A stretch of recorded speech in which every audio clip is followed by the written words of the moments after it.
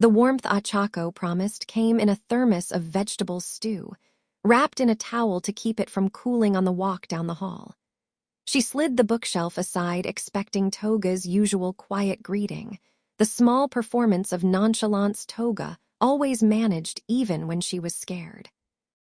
Instead, she found her curled on the cot, jacket sleeve pushed back, skin around the bandage gone an angry, swollen red that hadn't been there 12 hours earlier. Toga! Ochako dropped the thermos and knelt, hands hovering because she was afraid to touch and afraid not to. How long has it looked like this? Since after you left. Toga's voice had a rasp in it, thinner than her usual sharpness. I didn't want to worry you before training. You should have worried me.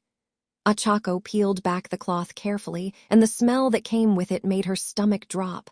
Not just blood now, something sourer underneath, something wrong.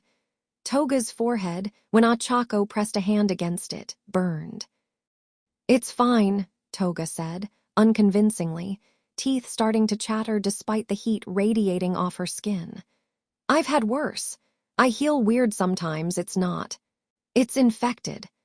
Ochako's mind raced through everything she knew about wound care, which wasn't nearly enough, cobbled together from first aid units and rescue drills that had never once covered what to do when the person bleeding is someone you're hiding from the entire hero world. I don't have anything for this. Antiseptic, maybe, but not. This needs actual treatment. So don't treat it. Toga's laugh came out wrong, breathless. Let it be a mystery, very dramatic, villain dies of a paper cut. Don't joke about this. I'm not joking, I'm coping. There's a difference. But her eyes had gone glassy, unfocused in a way that scared Ochako more than any of her sharp smiles ever had. Ochako sat back on her heels and made herself think past the panic clawing up her throat. Recovery Girl's office was out of the question. Recovery Girl reported everything, and even if she didn't, her quirk would ask questions Ochako couldn't answer. Aizawa's medical kit in the faculty lounge required a keycard Ochako didn't have. That left almost nothing, except the one name that kept surfacing no matter how many times she tried to push it back down. Mina had grown up patching her own scrapes from years of acid mishaps before she learned to control her quirk. She kept a real supply kit in her room, actual antiseptic, actual proper bandages, not the flimsy classroom kind. She'd shown it off once, proud of how prepared she was. Ochako hated every version of the plan, already forming in her head. I'll be right back, she told Toga, and didn't wait for an argument. Mina answered her door in the same oversized sleep shirt from that morning, blinking against the hallway light, confusion sliding quickly into concern once she got a look at Ochako's face. Whoa, you look like you saw a ghost. I need your first aid kit, Ochako said, skipping every version of an explanation she'd rehearsed on the walk over, because none of them had survived contact with actual urgency. The good one, with the antiseptic and the proper wraps. For what? Are you hurt? Mina was already reaching for the kit tucked under her desk, quirk-hardened instinct kicking in before curiosity did. Not me.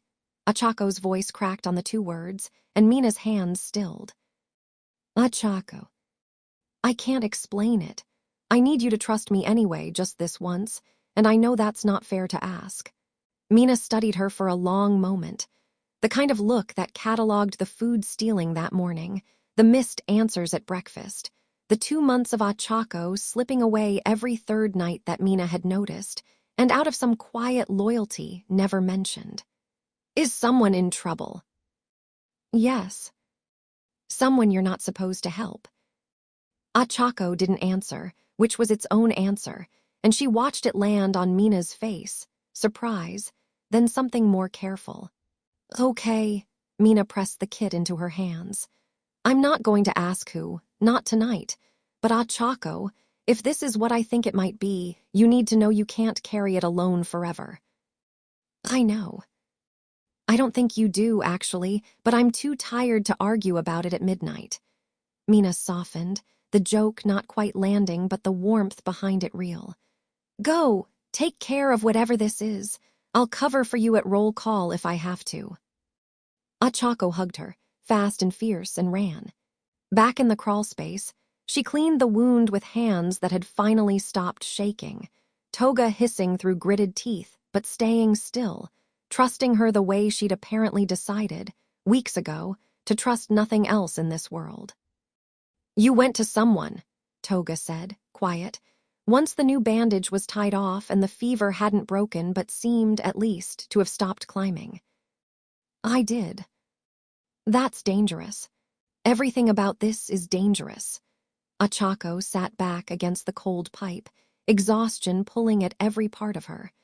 I'd rather be dangerous and you alive than careful and you not. Toga's hand found hers in the dark, fingers still too warm, grip weaker than usual but certain. Someday you're going to run out of people you can ask. Maybe, Ochako closed her eyes, but not tonight. Outside, the building settled into its late, uneasy quiet, and somewhere down the hall a door clicked shut on a secret that had just grown one person larger.